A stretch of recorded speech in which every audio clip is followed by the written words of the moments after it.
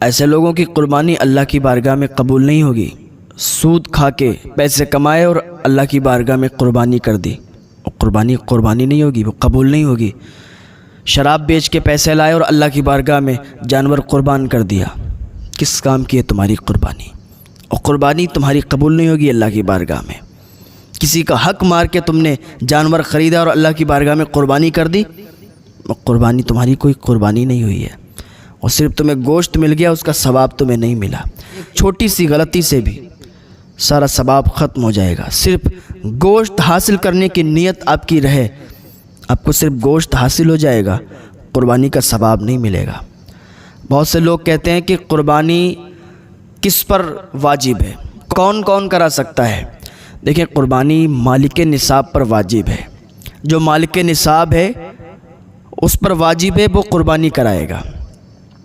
جو مالک نصاب نہیں ہے پھر اس کی مرضی ہے کہ وہ قربانی کرائے یا نہ کرائے، لیکن جو مالک نصاب ہے اس پر واجب ہے۔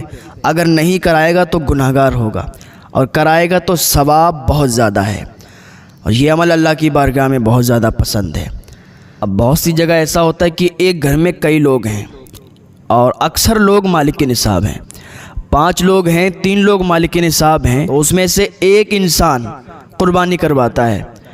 نہیں، جو 3 لوگ مالک نصاب ہیں ان کو بھی چاہیے وہ قربانی کروائیں۔ اگر وہ قربانی نہیں کروائیں گے تو وہ گناہگار ہوں گے۔ 5 لوگ ہیں، 3 لوگ مالک نصاب ہیں، تو 3 لوگ قربانی کروائیں گے، اور اگر 5 حصے ڈال دیں، 5 کی کروا لیں تو اور زیادہ بہتر ہے، ثواب ہی ثواب ہے۔ جس پر قربانی واجب نہیں ہے اگر وہ بھی کروا لے تب بھی ثواب ہے، گناہ نہیں ہے۔ اچھا، قربانی کرنے کے لیے جانور ڈھونڈتے ہیں، جانور کتنے بڑے ہونا چاہیے؟ بکرا بکری 1 سال کا ہونا چاہیے۔ 1 سال سے اگر 1 دن بھی کم ہوا نا تو قربانی نہیں ہوگی اس پہ۔ اونٹ 5 سال کا ہونا چاہیے، بھینس 2 سال کی ہونا چاہیے۔ ہاں، دمبا اگر 6 مہینے کا ہے اور دور سے 1 سال کا لگتا ہے تو اس کی قربانی ہو جائے گی، لیکن اگر 6 مہینے کا ہے اور دور سے کمزور لگتا ہے تو قربانی نہیں ہوگی۔ ٹھیک ہے، اور ایک اہم مسئلہ یاد آ گیا۔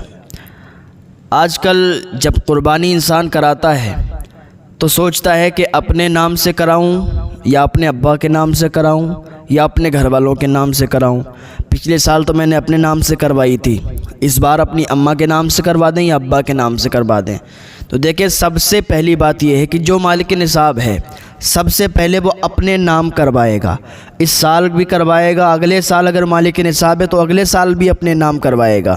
سب سے پہلے اپنے نام کروائے گا، اپنے علاوہ پھر وہ چاہتا ہے اماں کے نام کروانے سے تو اماں کے نام سے بھی کروا دے گا، ابا کے نام سے چاہتا ہے ابا کے نام سے بھی کروا دے گا۔ یعنی پہلے اپنے نام سے کروانا ضروری ہے، اس کے بعد وہ کسی کے نام سے بھی کروائے۔ پورے گھر میں جتنے لوگ ہیں سب کے نام کروائے، ایک پڈا لے لے یا حصہ لے لے۔ 7 لوگ گھر میں ہیں، ایک پڈا لے لے، 7 کے نام کروا دے، حصہ ڈال لے۔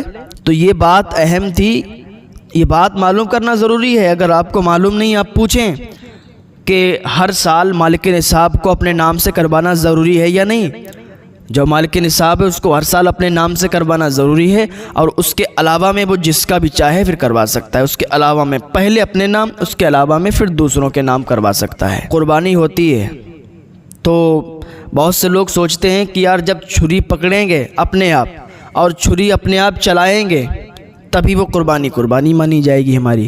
اگر ہمارے نام سے اور ہم نے چھری نہیں چلائی تو قربانی نہیں، یہ غلط طریقہ ہے۔ آپ نے اپنے نام سے قربانی کی ہے اور آپ چھری چلانا جانتے ہی نہیں ہیں، آپ نے چھری نہیں چلائی، آپ نے چھری پہ ہاتھ نہیں رکھا، تب بھی کوئی دقت نہیں ہے۔ ایسا نہیں ہے کہ اگر ہم چھری نہیں چلائیں گے تو قربانی نہیں ہوگی، یہ غلط طریقہ ہے۔